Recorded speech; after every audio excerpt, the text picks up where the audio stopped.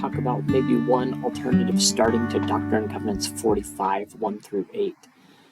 The curriculum suggests that the purpose here is to better understand the mission and character of Jesus as they come to understand his names and titles, and to maybe consider starting by dividing them into groups and having them talk about the significance of their own names. An alternative that I really like is to consider jumping right into this connection with Jesus Christ.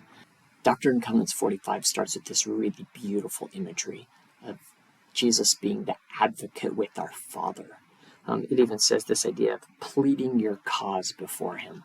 To help us understand that, I like the imagery of just analyzing what might that look like. You could start by asking students how they view the final judgment. Is it like the IMAX theory where you get to see your whole life on the big screen? Or like the DMV theory where you're just waiting in line forever to finally get judged? Or more like this courtroom concept. Although we don't know exactly what judgment looks like, I wouldn't suggest that one is right or one is wrong. One thing that they could visualize, though, is Jesus being the advocate with the Father. This idea of standing before the bar of God and him asking me, what do you have to say for yourself?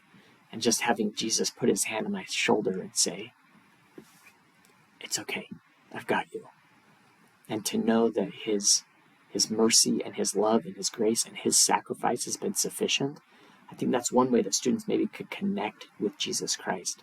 It leads into these great questions to then analyze, right? What does it mean to be an advocate? Great quote from President Nelson about being an advocate with the Father, being our voice. And then these questions to really help us connect. How do you feel as you try to picture the Savior pleading or advocating for you? And how can knowing that Jesus advocates for you strengthen your resolve to stay on the covenant path? I think this is a really beautiful way to help people maybe connect with Jesus Christ as he's pleading for them and representing them. As long as we just do our best and strive just to know that his sacrifice, his love, and his mercy, it's enough. What he's done is enough. We just now need to turn our lives over to him. Anyways, that's one different way that you could start that I think is really beautiful. I've downloaded this into the Google Drive for you that you can access as well. Have a great week.